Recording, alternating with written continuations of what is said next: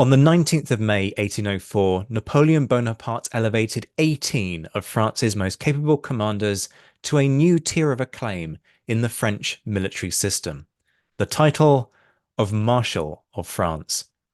It was an honor that would be bestowed on a total of 26 individuals in Napoleon's reign. But for as long as there have been marshals, there has been a lingering question.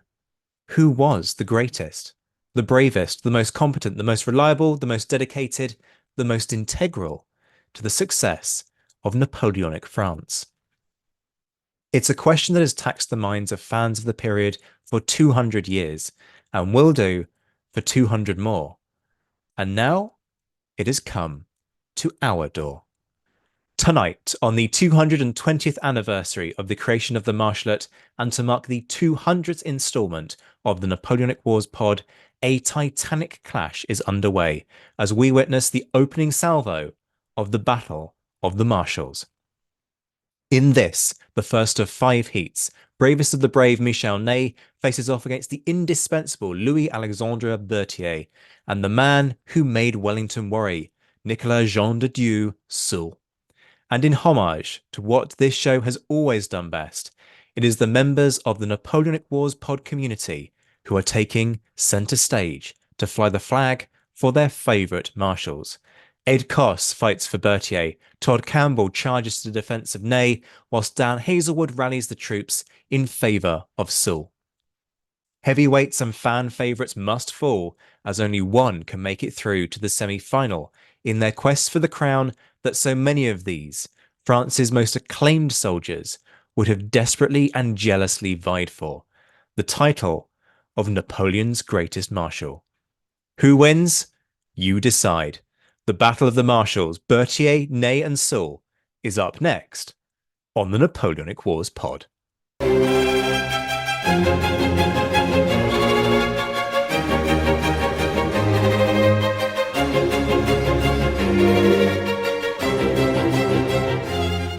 Hello and welcome to the Napoleonic Wars pod, where, as you have heard, it is round 1 of the Battle of the Marshals. Berthier, Ney and Soult, 3 heavyweights going head-to-head in a do-or-die dash for the ultimate glory of winning Heat 1 of the Napoleonic Wars pod contest of who's the greatest marshal. It's a great glittering prize that, let's be honest, is all that the ghosts of these marshals could possibly hope to aspire to in life.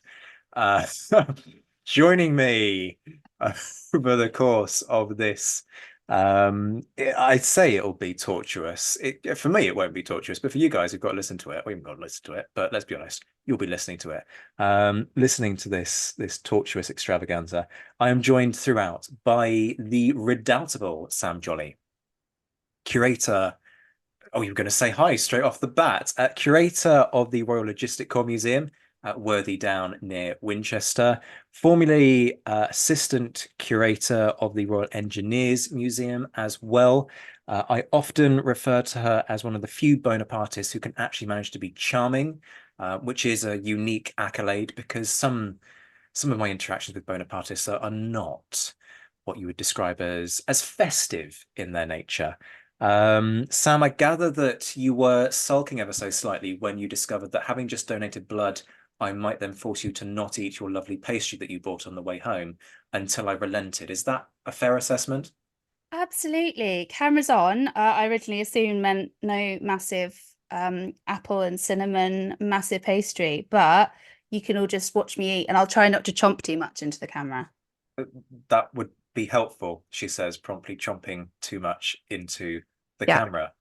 camera. Equally, joining us is the estimable Josh Proven, master of adventures in Historyland YouTube channel, author of Bullock's Grain and Good Madeira and Every Hazard and Fatigue, the book that you require. Josh just attempted to show you what the cover looked like, but unfortunately he stuck a grayed out filter on his background, so you can't actually see the book. Oh, we do now have a better look at it. It's on the Siege of Pensacola, folks.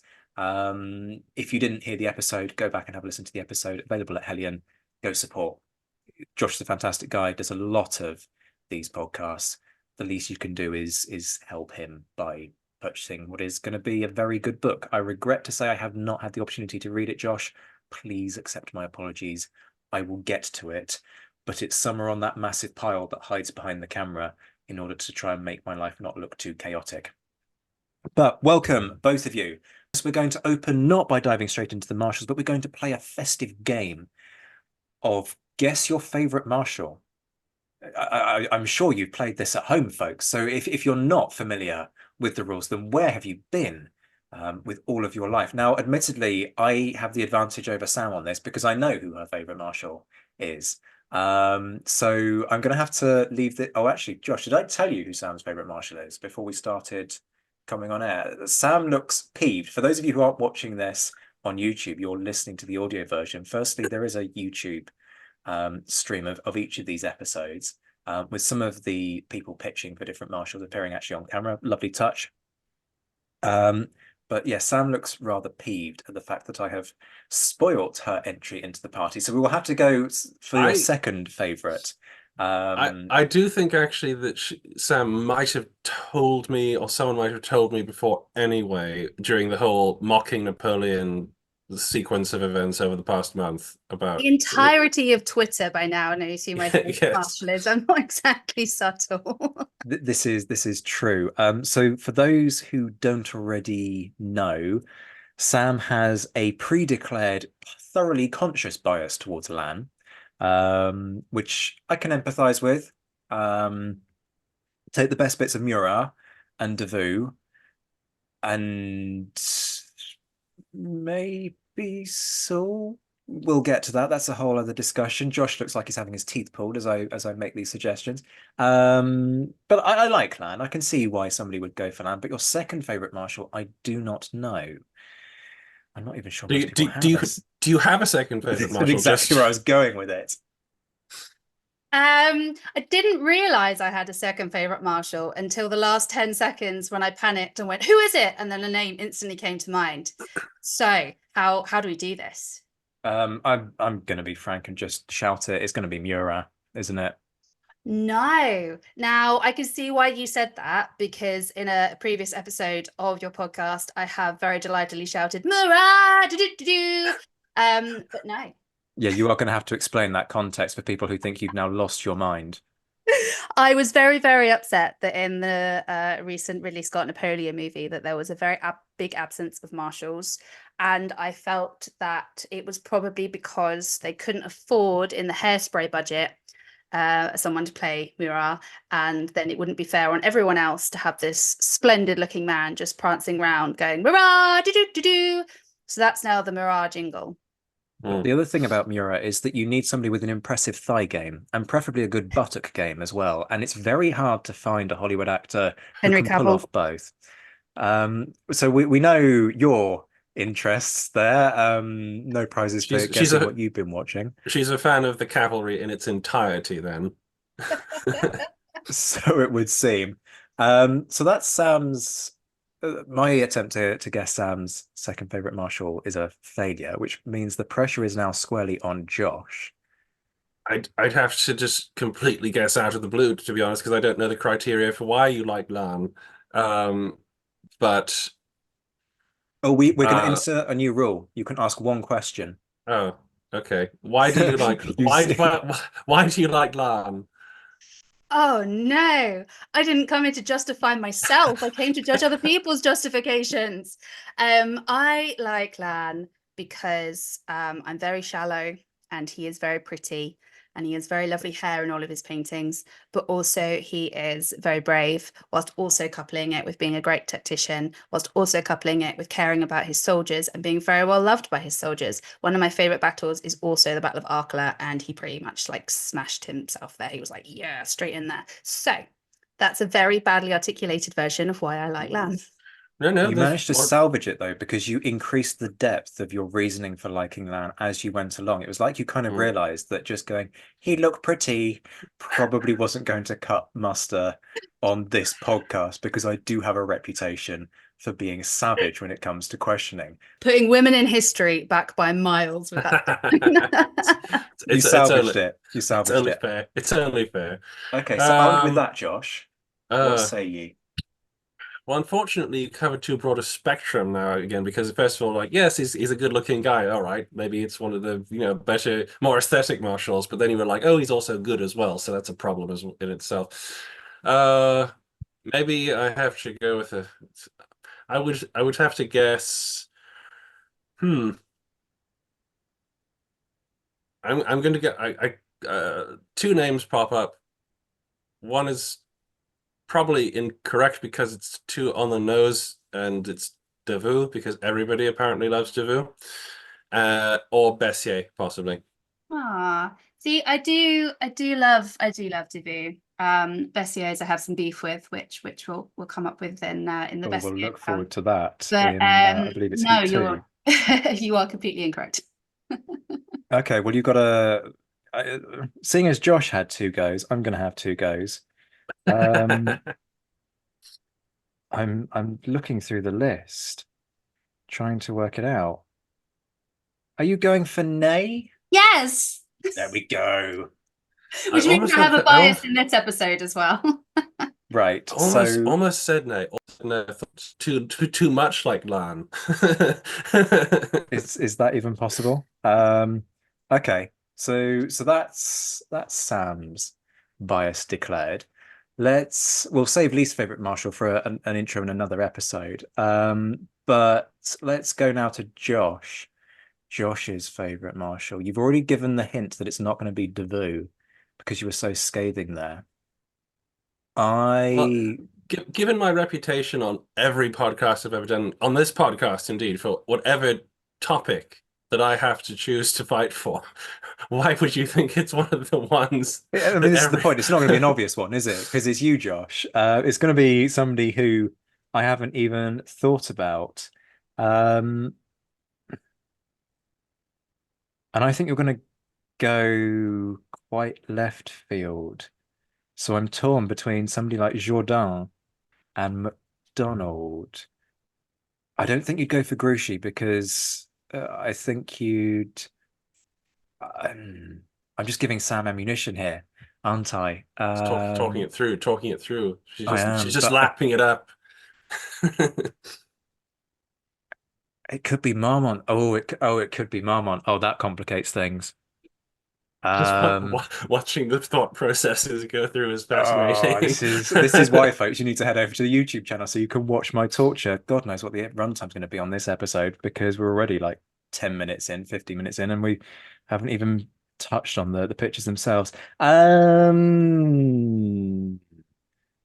You wouldn't go for Messina. No, you wouldn't go for Messina. Um, Jourdain. I don't think it's right, but I'm going to say Jourdain.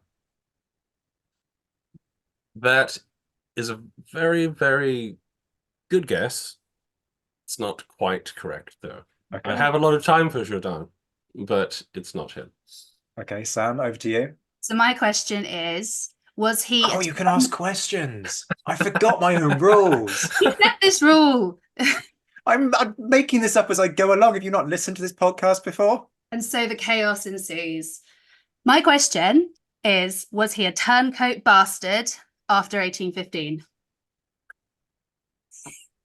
After 1815. So what, in 1816? Okay, well, was he a turncoat bastard who served the nefarious Bourbons? No, not technically, no. Oh.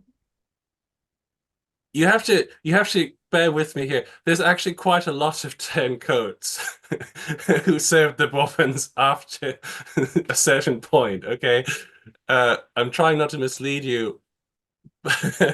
I would not qualify him in those as a turncoat to the for the Bourbons. Oh, so does that mean that he served them? No, no, no, no, no, no, no. You've had one question. You can't have a second. Now that I've remembered this rule, I'm going to stick to it. I think I've worked out who it might be, unless I've misremembered something. But I think I've got my second guess now. But remember, Sam, you do get two guesses. Yeah, well, I'm now wondering. So it wasn't, mine was more of a rhetorical question where I was thinking out loud, so listeners knew my thought processes. But it's okay, Captain Fun Sponge. You can put me down. I was going to say, does that mean that he served the Bourbons in that? Can I just say it's Dr. Fun Sponge if you're sticking to the law on this, which is a whole other thing that we haven't got time to explain. Alex Churchill has answers for you if you have questions on this. So for the third time, before I interrupted again, I was musing that maybe that meant that he served the Bourbons in like during Napoleon's time in Elba, which means that I'd then go with maybe Ney, because he served it for a little bit, but he didn't. See, this is the thing. Yeah. Right. That's my logic. That's good logic, because it's Ney did turn coat, didn't he? Then he didn't, so all is well. Right. I'm glad I finally got my musings out. Thank you, dear men, for giving me the opportunity to speak. I will now be silent for the rest of the episode, as per the women quota. As is you are very right, welcome. As is right and proper. It is our benevolence to allow you to make an utterance. But you have now used up your time. Your guess was Ney. Your guess was Ney, though. My guess was Ney, yeah. Ney. Alas, no. Alas, no. It's 2 on the nose. McDonald. That's my second guess. Alas, no. That's nowhere close.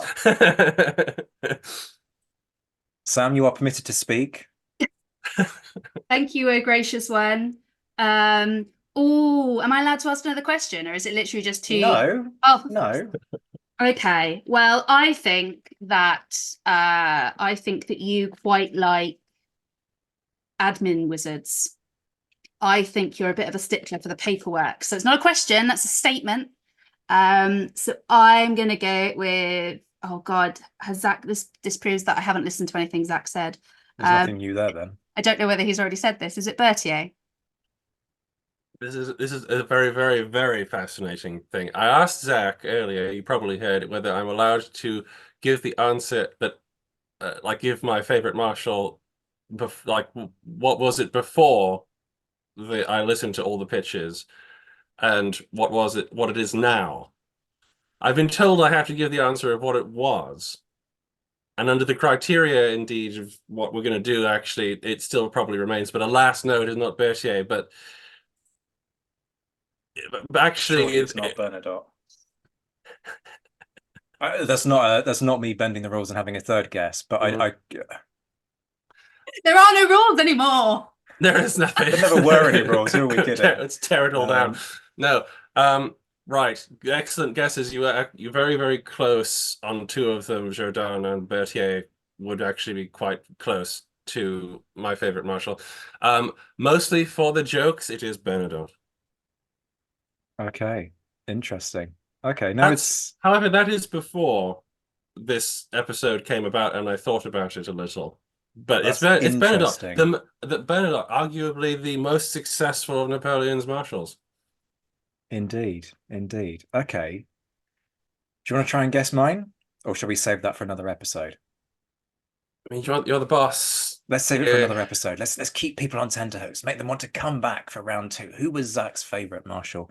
Because that's the really important question. We'll try and like get as much information as we can through this episode. Yeah. Good luck.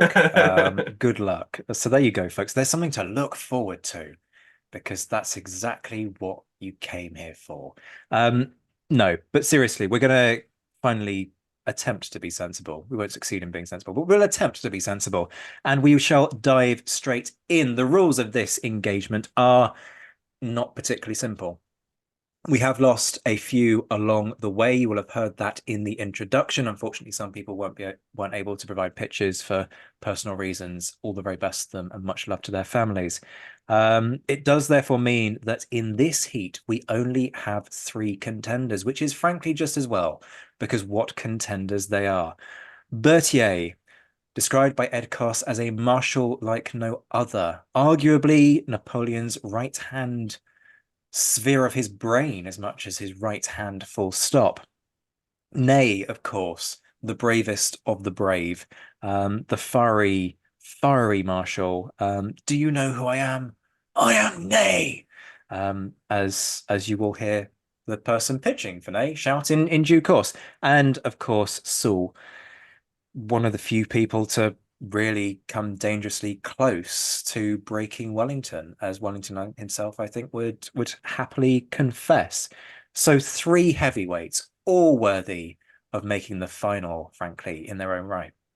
But they're not going to make the final, not all of them, because the way this will work, we have split the group of marshals into 5 separate heats in which they will wage a duel, a gladiatorial contest in order to basically come out on top. It's really that simple. The judges are going to listen to all of the pitches. We'll then have a quick discussion off the back of them, and the judges will rank those pitches, awarding 5 points, because I know the rules. 5 points to their favourite, 4 to their second favourite, and so on down the list. Then we pass it over to a public vote. This is not quite simply a sort of rigged Napoleon-style autocratic sham election. Sam actually looks more peeved at the lack of electoral fraud rather than the fact that I've just taken a dig against her favourite figure from history. But we will open this up to a public vote. So, folks, if you're listening to this on Spotify, you will see that there are questions down below. There will be the option for you to vote within that. I'll set it up so that it works, promise. If you're watching on YouTube, comment is probably the simplest thing, and then I'll just scroll through the comments and count each comment as a vote in favor. Simple. But if you head over to Twitter, there will also be a Twitter poll for you to engage in. So one way or another, you will be able to have your say. Now, if you're inclined towards electoral fraud, you will realize that you could, of course, vote in all 3 capacities and therefore skew the system. I definitely wouldn't advocate that you do that for your favorite. No, definitely not. I will then put the results of the 2 together, and the person who comes out on top will, of course, go through to the second round. Yes, there are 3 rounds, people. The second round will be a balloon debate where not 1, not 2, not 3, nor 4, nor 5, nor 6, but 7 marshals will slug it out in a balloon debate where we will basically jettison the ballast of the remaining marshals who have won their heats and chuck them over the side of the balloon and be very harsh and draconian and uncaring as they wail their way down to the ground below. At the end of that process, 2 will remain who will then slug it out in a titanic duel for the title of greatest marshal as pronounced by the Napoleonic Wars pod, because let's be honest, that's what matters. We're going to dive straight into it at this point with the first pitch. As you're listening along at home, please do comment. What are you liking about the pitches? What are you perhaps less keen about? Do you agree with some of the points? Inevitably, you will find that the people pitching who are drawn from fans of this show, so this is a lovely little kind of element. I feel that it's their chance to get involved. So be nice, people. Don't be an arse. What are you convinced by, but also what you're not convinced by? Are you having your perception changed as a result of these pitches? Think as much about the arguments as just your favorite. Don't just go, well, I like Ney, so therefore I'm going to shout Ney endlessly into the microphone, looking at nobody in particular within the context of this room. First up, we have perhaps the most obvious place to start, Berthier. As I've said already, the right sphere of Napoleon's brain. Berthier has been championed by Ed Koss, as you will now hear, and he's decided to approach this one rather uniquely by doing it in the first person.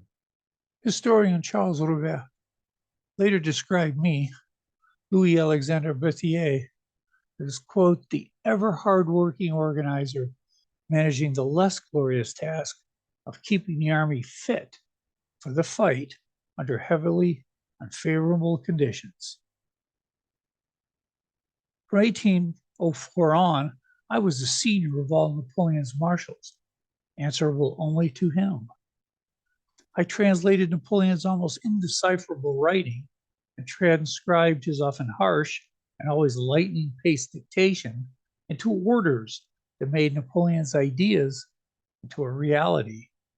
Everything, information on intel, logistics, troop readiness, troop dispositions, topography, enemy strength, locations, etc., were compiled by me and passed to Napoleon.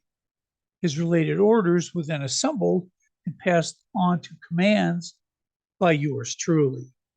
One only needs to see my carriage now displayed at the Musée d'Armée in Paris to realize the depth and breadth of my contributions. My coach, with all its slide drawers and compartments, held all the paperwork that managed the mechanisms controlling French armies in multiple lands. This carriage and I acted as a 19th century computer, putting the systems for command and control at Napoleon's disposal. No army then or today can survive significant organizational and logistical missteps. I was charged with and successfully completed administrative tasks that would now take up many senior planning staffs. As John Elting later noted, I was charged with, quote, all the problems connected with the needs of the army and its transport.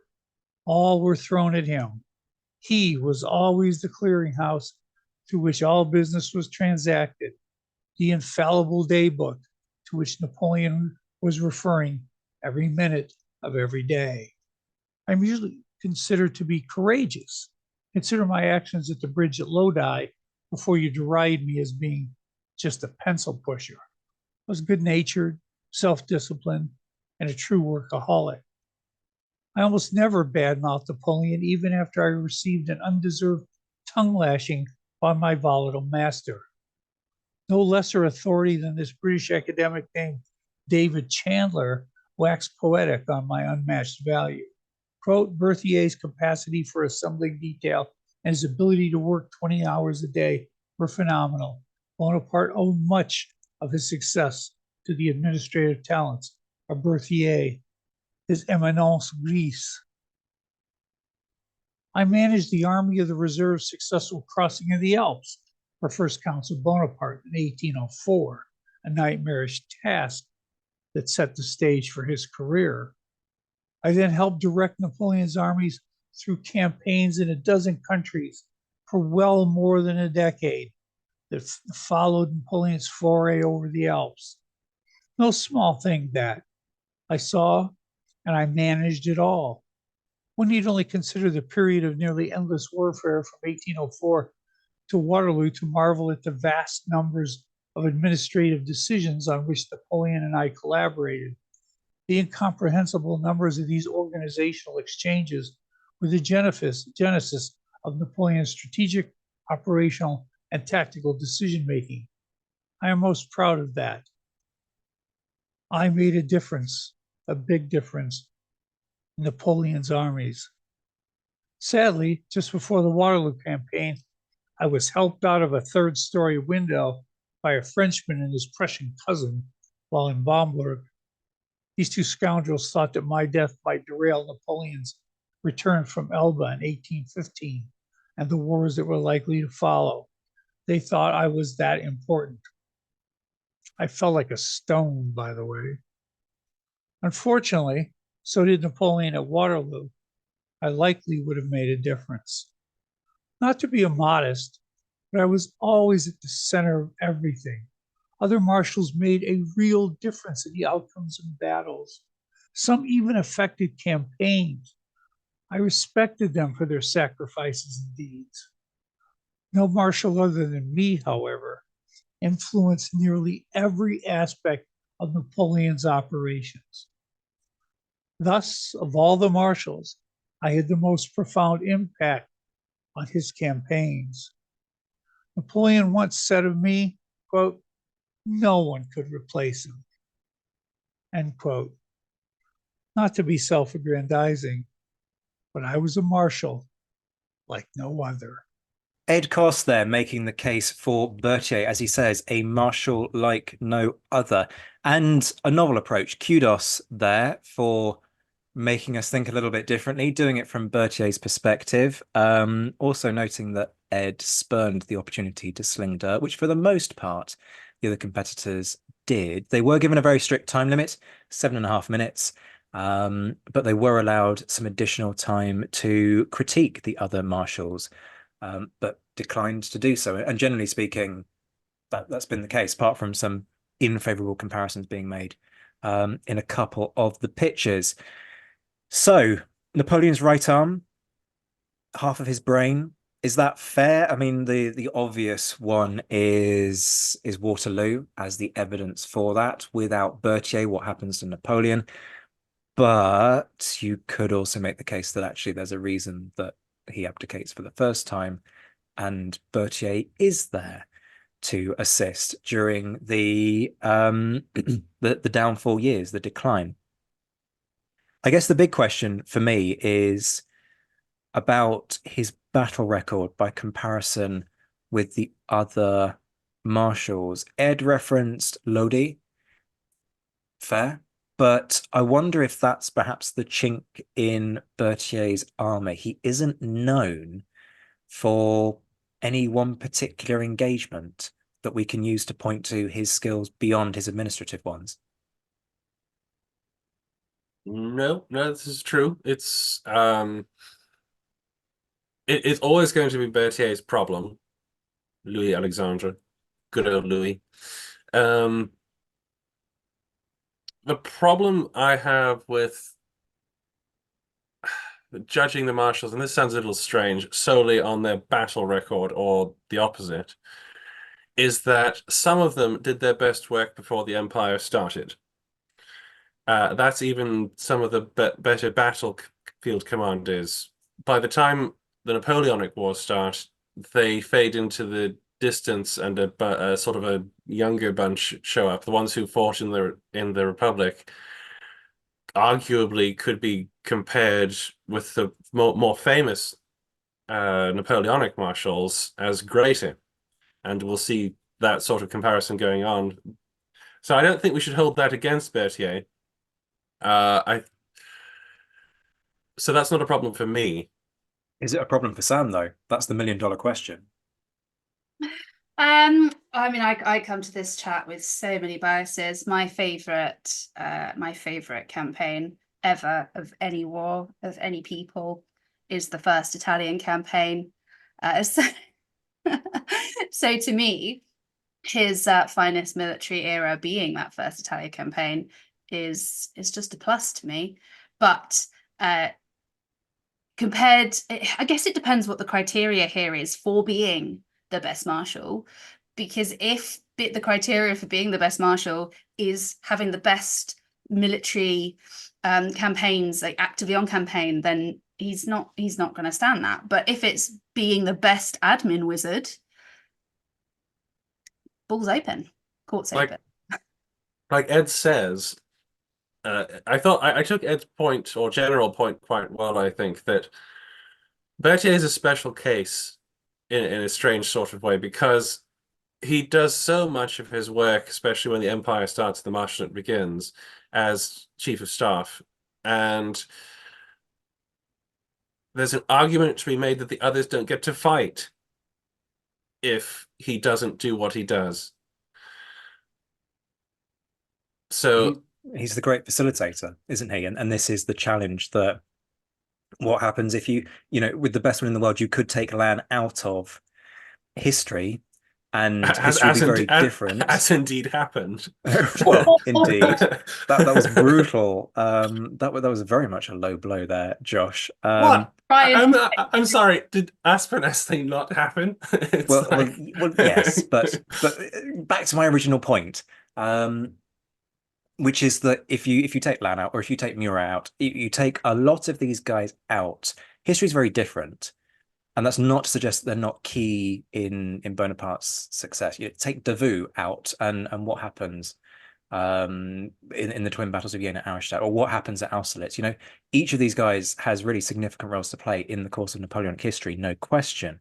If you take Berthier out, though, actually does much of Napoleonic history happen in quite the same way. I think the Bonapartist regime, the empire, can survive if you take out most of the other marshals.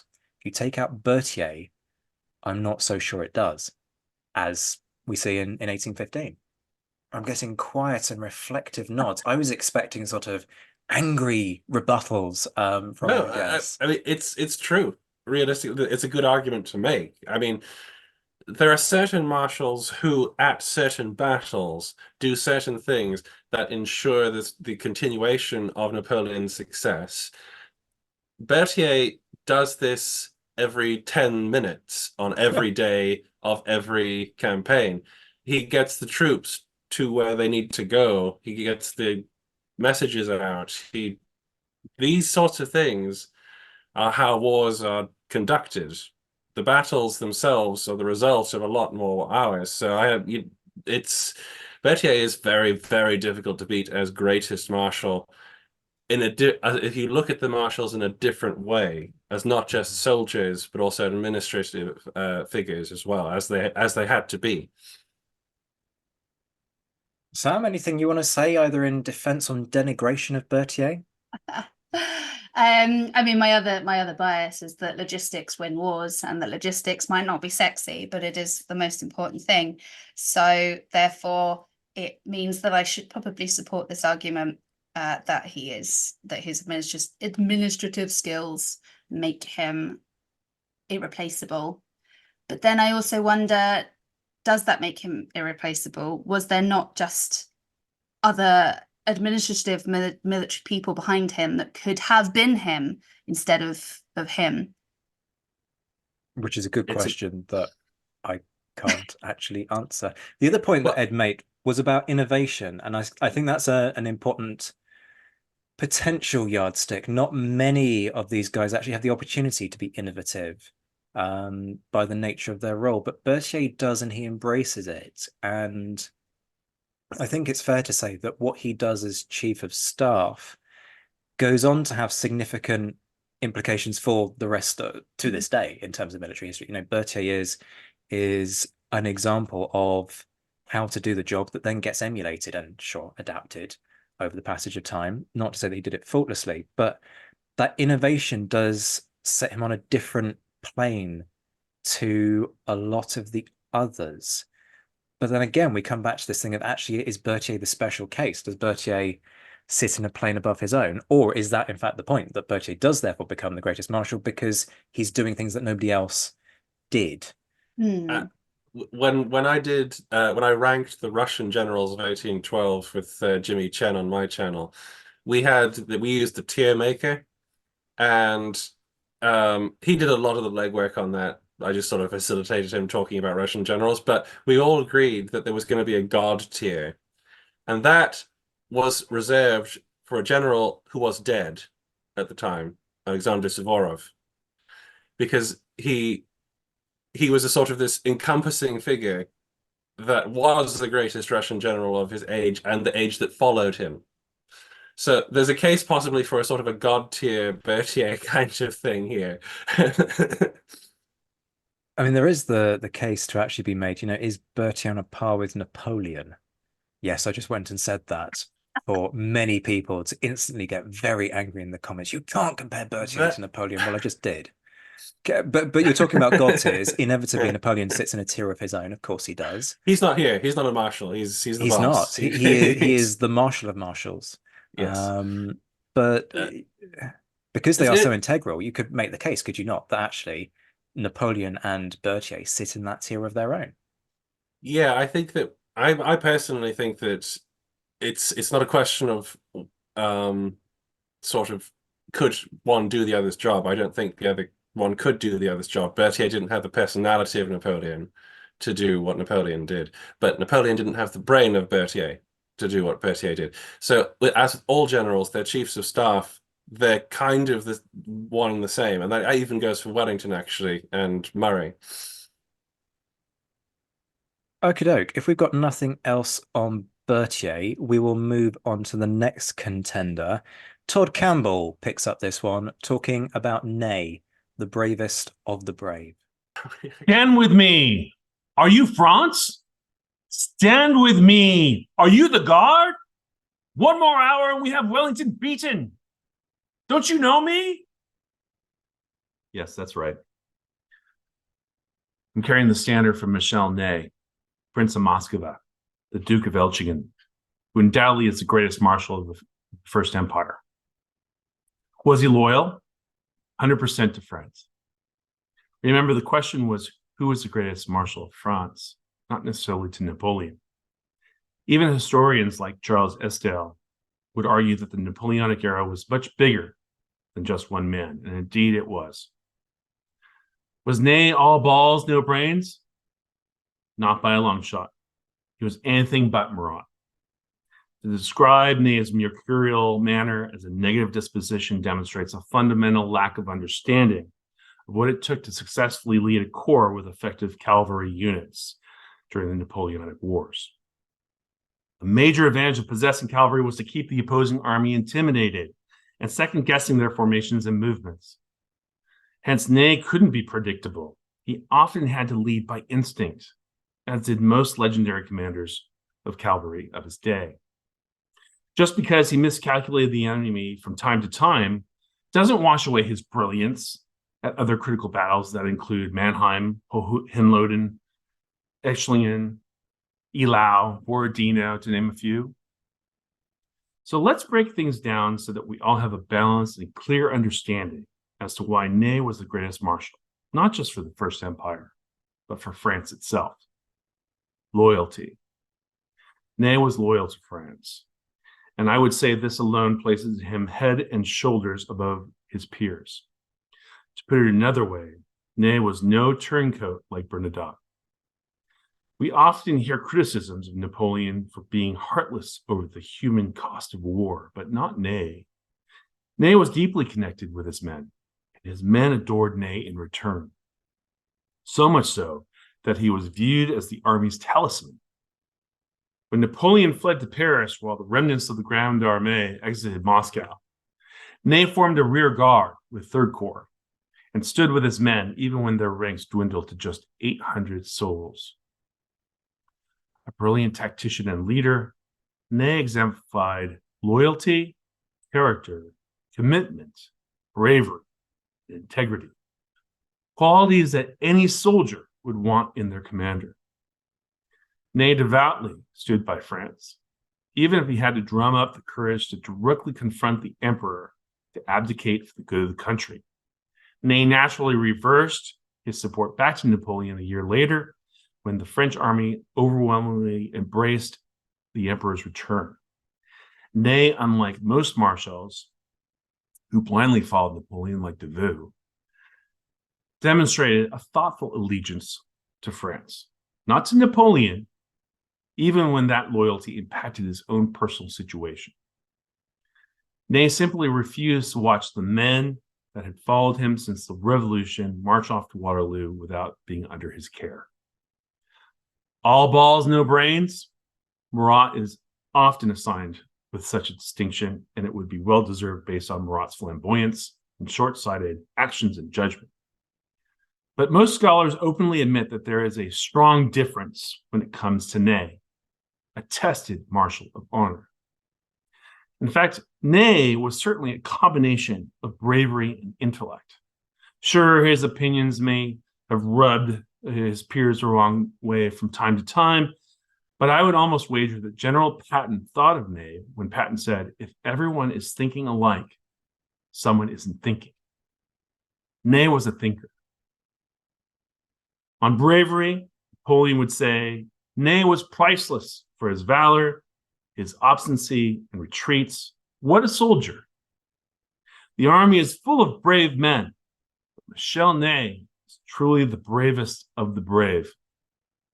Quite an accolade by the emperor, who would later and unconvincingly attempt to lay his defeat at Waterloo at Ney's and Grouchy's feet.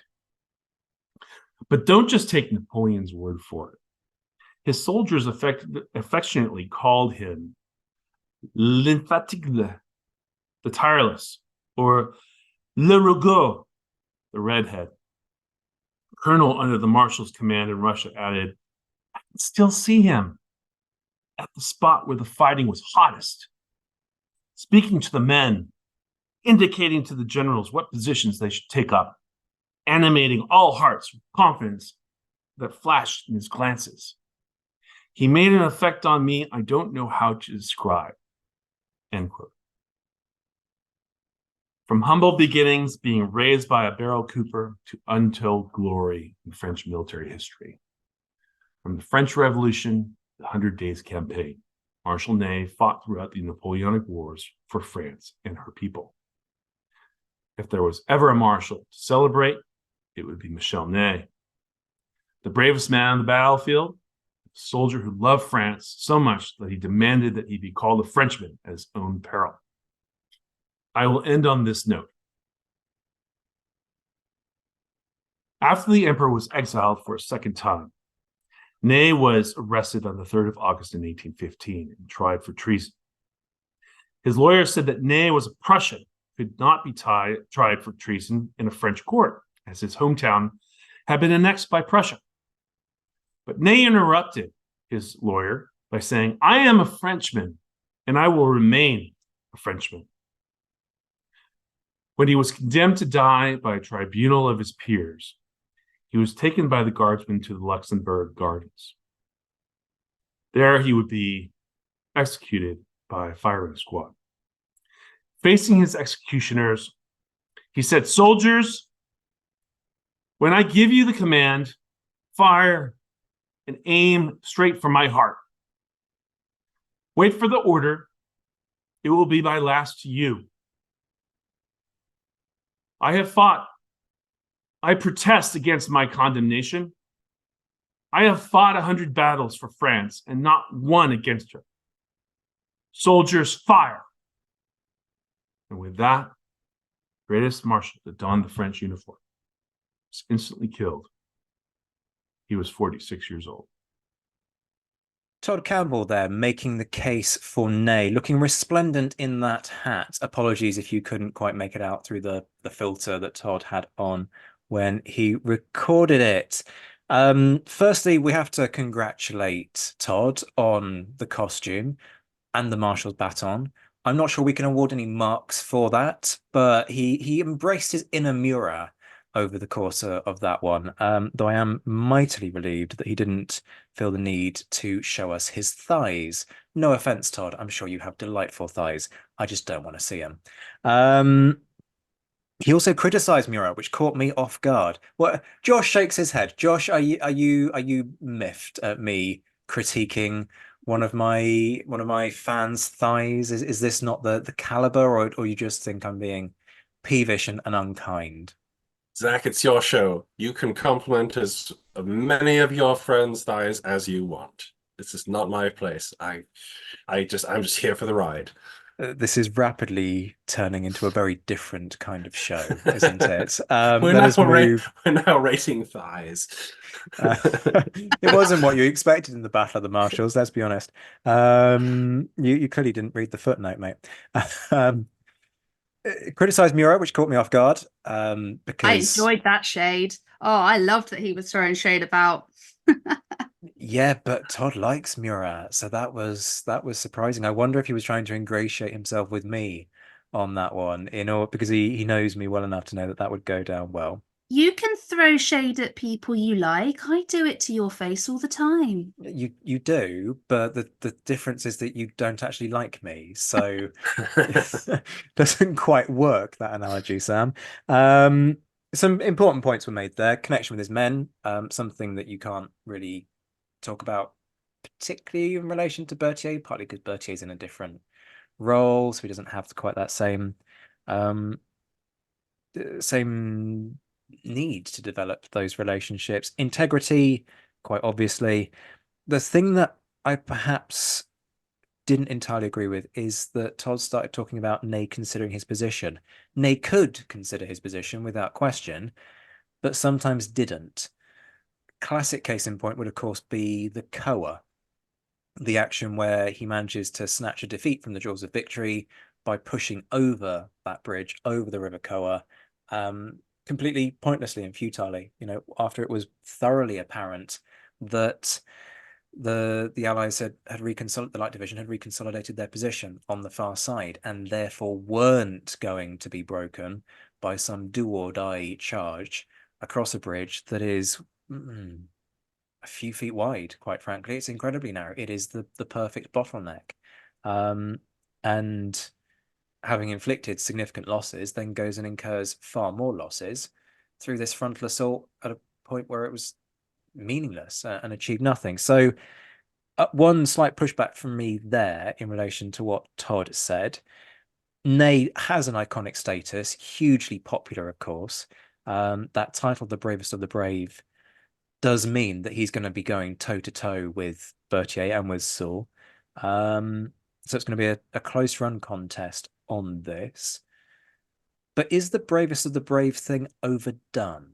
Would be my one question. Josh, I'm sort of looking at you on this because we have discussed this point slightly in the past. Yes, we have. And I have thoughts about Ney. Generally speaking, he's first of all, the argument is very strong. I think the case is just a little less strong. And whereas with Todd's both case and argument were very strong. In terms of what I know about Ney,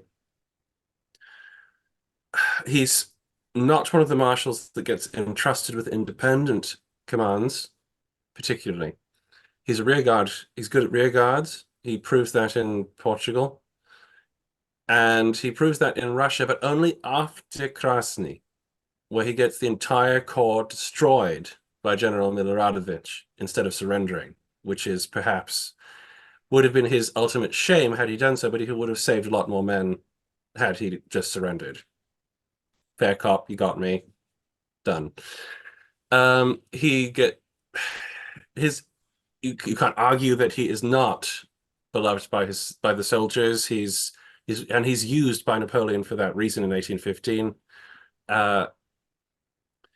But he's sort of one of these people that is a marshal, but he's also sort of like a divisional commander. And so he's not, in my estimation, like in reputation, he's very high up, possibly because he's in the movies a lot as well. And he has that epithet of bravest of the brave. And after Krasny and he gets back to the army, everybody's like, well, you should be dead. I mean, it's your fault that you should be dead, but you should be dead. And so he just has this sort of cavalier. He's a cavalryman, but he's not a cavalryman. He has a cavalryman's reputation. He gets a lot of stick for Waterloo. Not really his fault. I'm mixed. I'm mixed on it. I don't mean to be too harsh on him or anything like this, but I don't think he is actually as highly placed as the greatest marshal as his reputation suggests. Okay, so a hard task to try and convince Josh on this one. The one thing I will say in defense of Ney is don't judge him by quatre bras. He does all the right things. He's not given the right tools.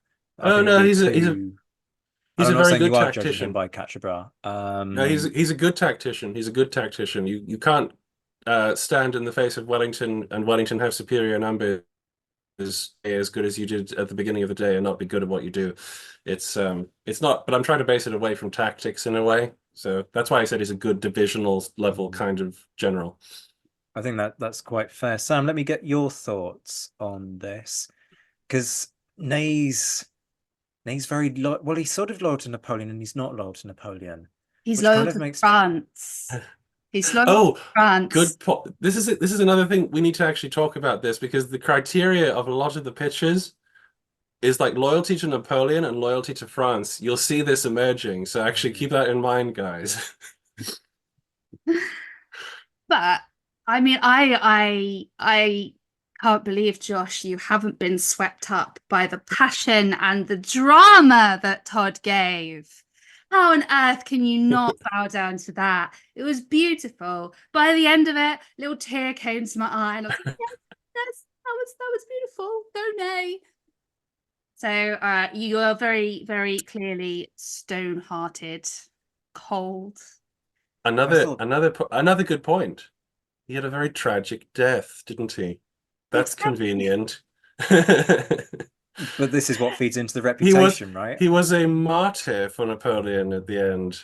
Are you accusing me, Josh, of only liking the ones that die in their prime? We all love a good tragic hero, is all I'm saying. I mean, it doesn't hurt anyone's reputation to, inverted commas, do a Nelson or a Wolfe or an Abercrombie or a Moore. I mean, particularly in Moore's case. I mean, in fairness to the British, none of ours were shot by our own men. No, But no. Well, how do you know, Josh? Were you there? Is it Admiral Byng or Well, the yes, chap but who yes, was shot on but his own flagship? That's let's the not last talk one about we. Bing. Let's pretend that little thing doesn't happen because it's not convenient, because history is what we want to make believe. At least if you adhere to the Ridley Scott school anyway. Yeah, integrity is big with Ney, and this is something that quite a few of the people pitching have emphasized. Where their figures have integrity, they do like to make that point, because with the best one in the world, some of these marshals don't. But Ney vacillates a lot, which I struggle with. The whole bringing back, he's there to bring back Napoleon and then doesn't. He sided with Napoleon, then decides to side with the Bourbons. I can understand that, but to then go back to Napoleon having said, no, actually, I'm going to go arrest this guy, that's a problem. I don't think just can't turn down Napoleon's little face. You get there, you see him, he goes, fight with me, and you're like, yes, my emperor, I will fight with you. It comes to us all, Zach. It will come to you too. I fervently hope that day never arrives. It was a poor career choice, has to be said. It was a poor life choice, never mind a poor career choice.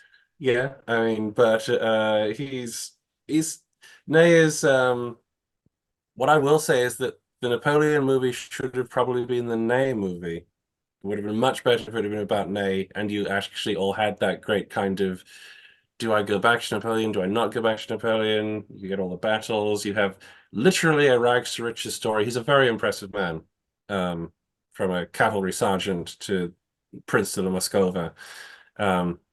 Undeniable, but I'm not sure if he actually, within this group, and this may be surprising given what we're going to be talking about next, I'm not sure if he actually stacks up against the others. Fighting talk from Josh there. What I will just say is that if they ever do a Ney movie and they don't title it I Am Ney, then they have missed a marketing No, play. they just need to call it Marshal of France. Okay, fair enough. But Josh, you're the one who's saying he's not the greatest marshal. So he is meat for cinema. Put the writing cap on and you fly with Ney. That's beside the point. Okay, so the greatest story of the Marshals, maybe by Josh, is the most Hollywood-esque of the Marshals. No, surely Murat's more Hollywood-esque. Surely Murat's more Hollywood-esque. I'd need to read more about him because I presume he has a serious side that is not absurd, but I don't know what that is. It's a dangerous presumption there, Josh, I must admit. Okay. Sam, anything else you want to say on Ney? Only that I think the fact that you two see him rejoining Napoleon, having said he'll fight for the Bourbons, is a negative. It's a very interesting example of how different people can interpret different things, because to me that's a strength. That's one of the things that makes him the best marshal, because he goes back to Napoleon and he does that. With all respect, though, did you not just credit him for being loyal to France, for betraying Napoleon? Because he thinks that Napoleon is the best thing for France. Well, he didn't in 1814. People change their minds. The anarchy has descended. We've got another 4.5 episodes of this. How are we going to survive it? Right, let us move on very swiftly.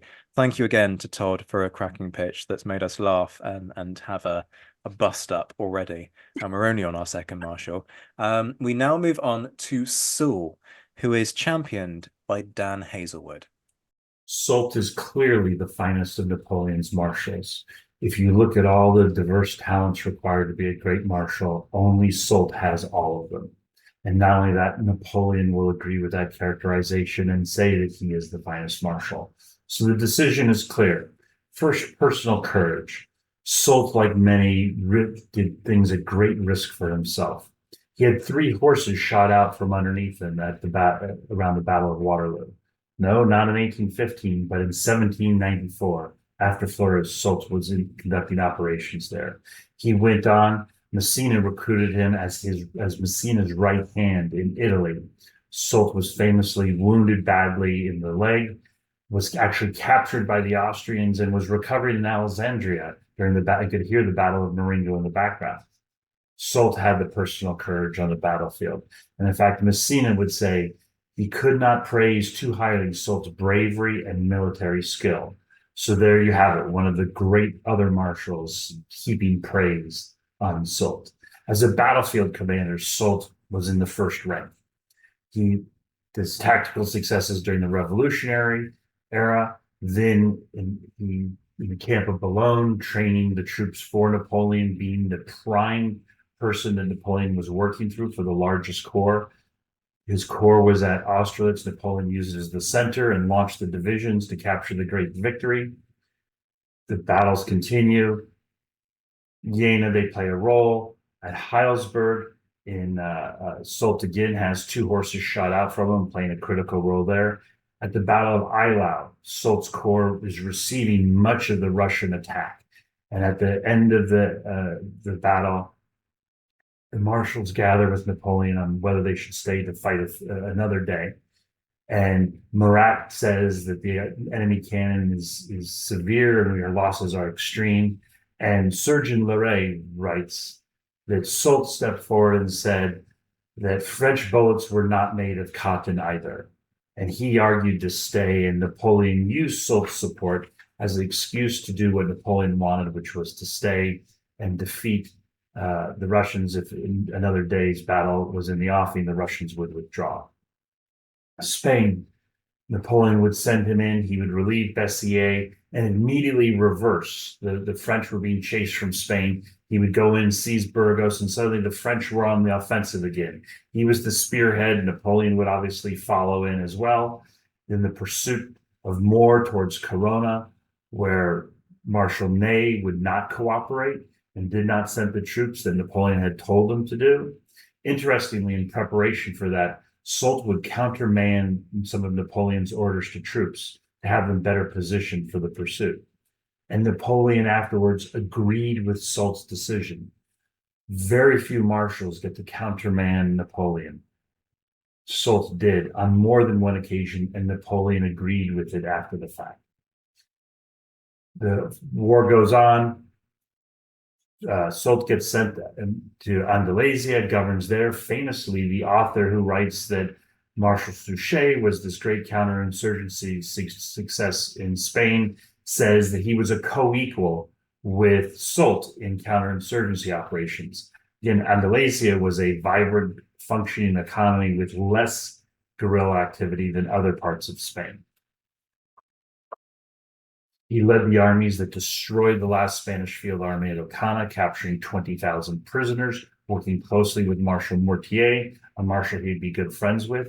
Again, Soult stands out as one of the marshals who got along very well with a large number of the marshals, not all of them. Albuera, he's about to have a great victory, but it's snatched from him, and no less esteemed person than Professor Esdale says Soult absolutely would have won that battle had his 2 lead column colonels not decided to halt their columns and deploy their troops into line. Without those decisions by colonels, Soult would have had a great victory there. Soult would go on.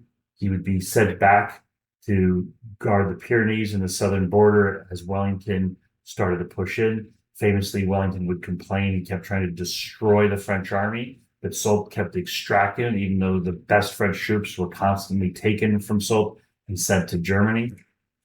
So again, Soult, nobody beats Wellington in the French army, but Soult does okay. Loyalty. One of the preeminent things that's important for a French marshal is loyal to France and to Napoleon. When the Bourbons take power in 1814, he becomes Minister of War. Then when Napoleon comes back for the 100 days, he leaves the service of the Bourbons, Louis XVIII, and goes to work for Napoleon. As Churchill famously said, anybody can rat, but to re-rat takes skill. Churchill did it, and so did Soult. Soult served Napoleon well in the 1815 campaign. In Napoleon's memoirs, when he says that troops complained about officers not to be trusted and they shouldn't trust Soult, Napoleon wrote in his memoirs that he replied, "I can vouch for Marshal Soult as I can for myself." Napoleon trusted him. Marshals, people would constantly say bad things about Soult, but again and again, Napoleon would investigate and say, "I know Soult is loyal to me."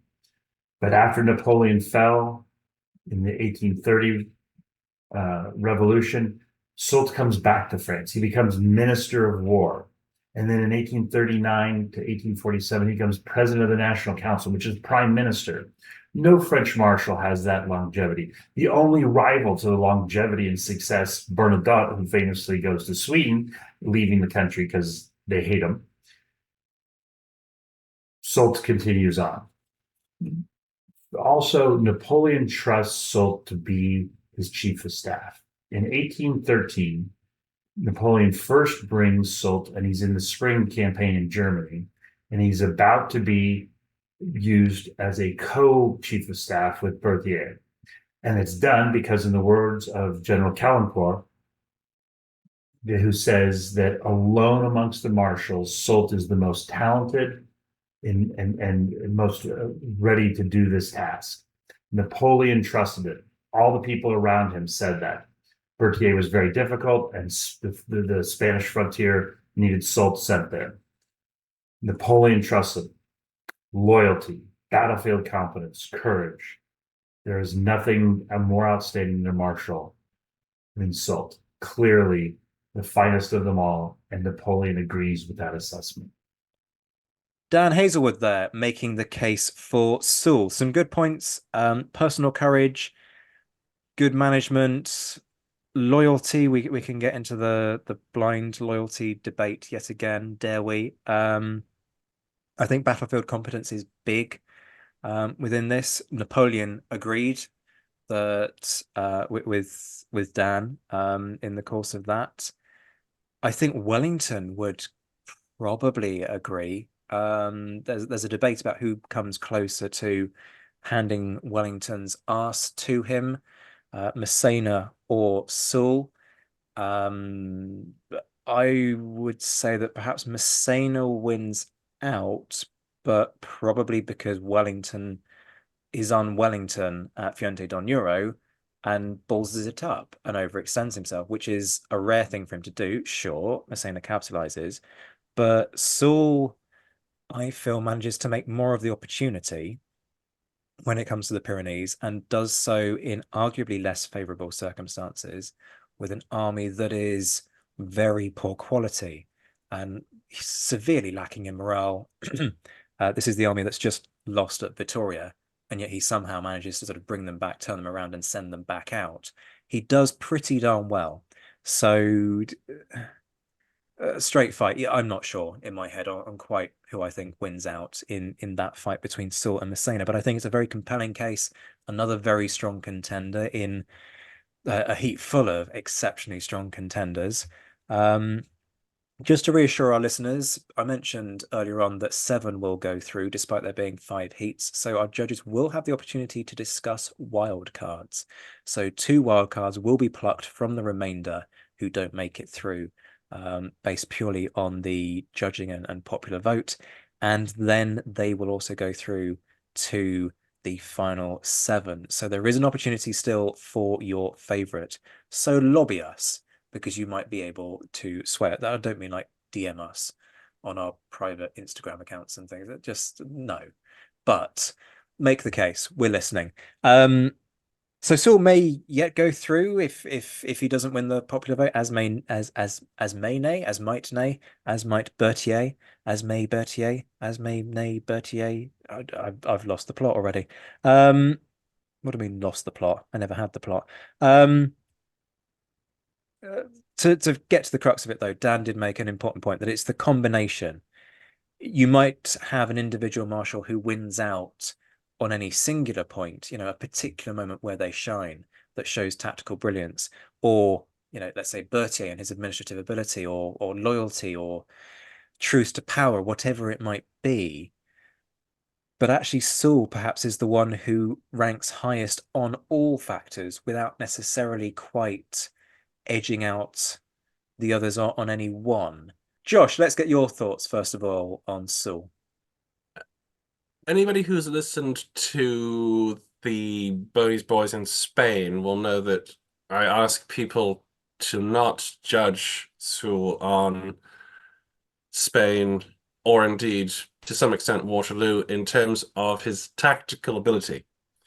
A lot of people criticize Napoleon for assigning Soult the job of Berthier, but the fact that he did so suggests actually that he had a very, very high opinion of Soult's organizational ability. The fact that it didn't come through in that campaign is against him, obviously. He's the officer, he's the marshal who has the longest sustained, I think, period of service in Spain against Wellington. He's there at Porto, sorry, and then he's there at the end at Victoria. And he's thrown in 1813 basically because Napoleon needs a guy who can fix stuff and hold the line. And apparently Soult is the guy he sent to do that. He has a very bad reputation, generally speaking, as regards Ney or some of the other more flamboyant officers. But that's because he spent his service in Spain, most of it, and that's not going to do anybody's reputation any good. I found that the case is quite strong, and the argument is a little weaker, possibly because it's and he suffers already from a certain stigma. It's good to remember that he was one of the guys at Austerlitz. He's that legendary bit they didn't include in the movie where Napoleon asks him, "How long will it take you to get your men up there?" And he looks at his watch and he goes, "Yeah, 12 minutes. Done. Not a big problem." And funnily enough, people seem to only remember him as a sort of a stuffy Bourbon minister of war, because he did become one of the grand old men of the French army.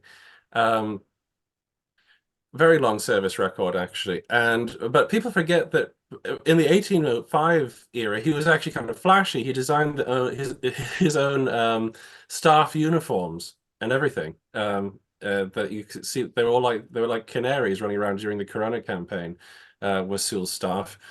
And he thought, I think, he was going to become king of Spain at one point, but his reputation is admittedly mixed. But my biggest sort of consideration in terms of adding to the case already is that Napoleon gave him a lot of independent commands and a lot of high responsibility commands as a marshal, as opposed to Ney, who, though tactically seems stronger at the same time, but didn't necessarily pull off anything better at Quatre Bras,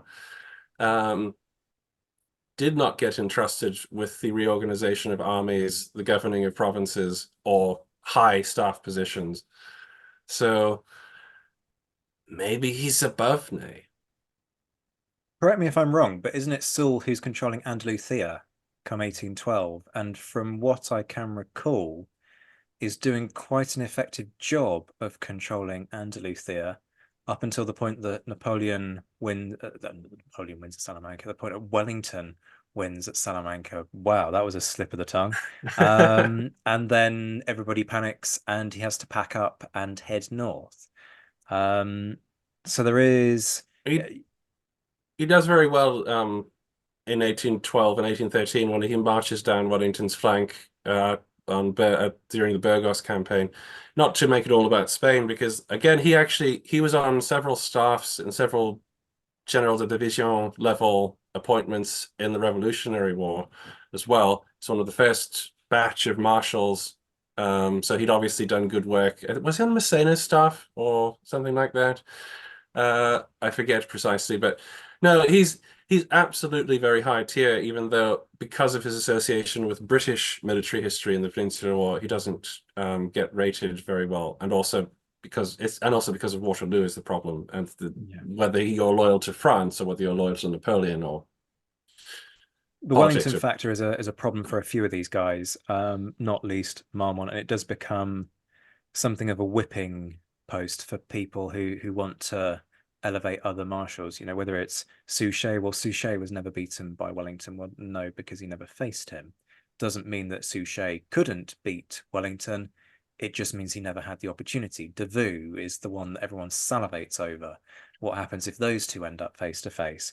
Lannes is an interesting one. You know, if you have Lannes at any point in Spain, what happens? That, you know, all of He these was in things, Spain. Wasn't he was in Spain. Yeah, he but not took against Wellington. no, he Was took Zaragoza the second time. Mhm. Very Getting very corrected decent. there by my guests. We'll get to him, so we shouldn't do any spoilers or anything like that. He's very No, good at that's throwing true. himself over walls, Islam. He likes that.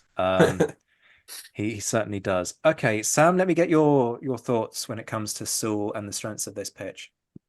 So first of all, I do like the sucking up that was given to Charles Esdell at the beginning though. Is Charles doing one of the pitches in a later episode? No, No. he's not. Okay. I wondered if it was a way to try and if it was a way to placate him if he got beaten by this guy, but never mind. He just didn't really like Charles, so that's nice. That's fine. I think a lot of Josh's arguments there in favor of Soult were very much, but we shouldn't hold the Peninsula against him, but we shouldn't hold Waterloo against him.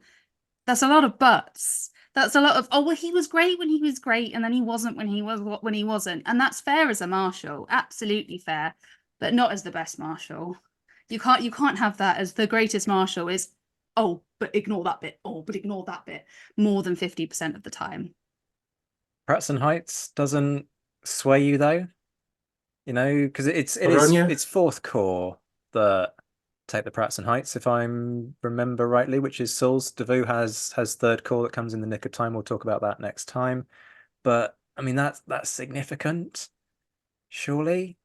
I mean, Sam makes a good point. I am actually not arguing that he is the greatest. I'm saying he's possibly better than Ney based on the contemporary usage of him. Josh is tearing already. Josh has gone into there's like a god tier, what would come beneath a god tier? Like a Zeus. So you've got a Zeus tier, you've got I don't know, a Jesus tier, and then because Sam's right. He messes up royally in 1815.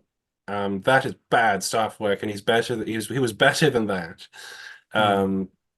As for Spain, Spain is what Spain is. Spain is a mess for the French.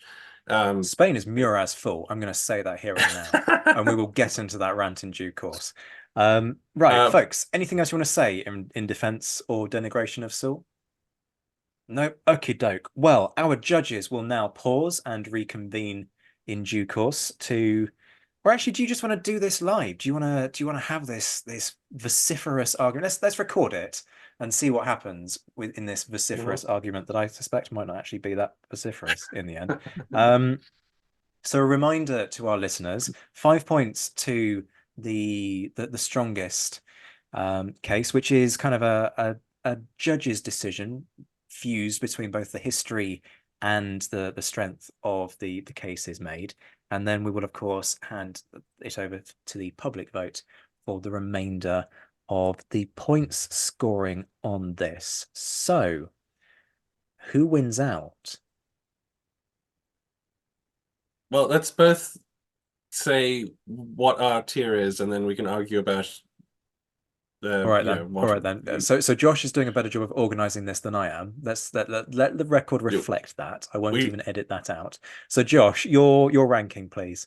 Okay. Well, I will rank it first place to Berthier, second place to Soult, and third place to Ney. Sam, your ranking? It's okay. I will survive this.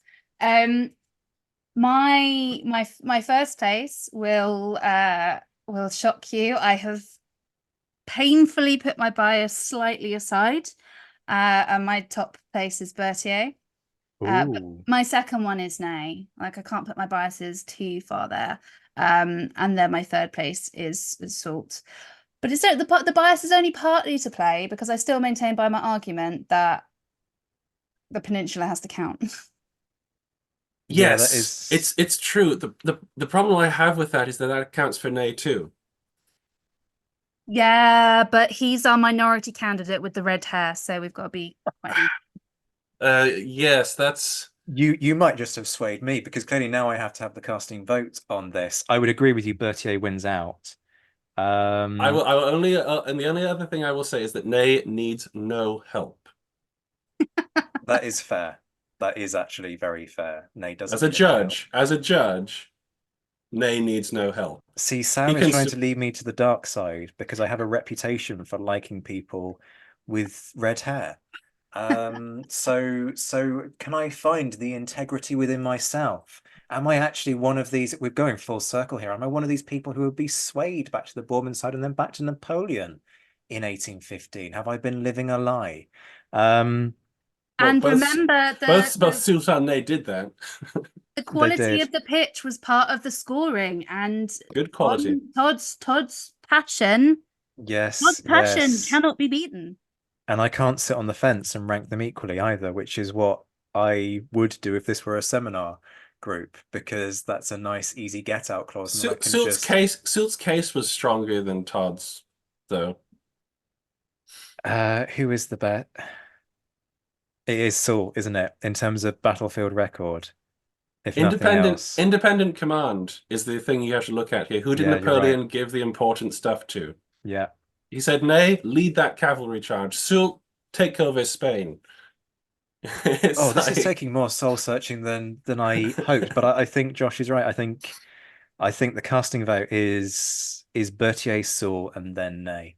So that will be our ranking. Berthier gets 5 points, Soult gets 4, and Ney sadly only gets 3, but a very he'll be fine. valiantly He'll be fine. hard fought one. Ney will be fine. But folks, you can turn this on its head because the winner of the public vote gets 4 points, second place 3, and then so on down the list. So, although the judges have just that slight edge, it is still all to play for because Ney could romp home to 7 points. And who knows, maybe Berthier. Actually, the numbers don't work on this, do they? What? I'm just doing the maths in my head. There are 3 content, 4, 3. No, we oh dear, this could be a joint tie. If why am I making the listeners aware of this?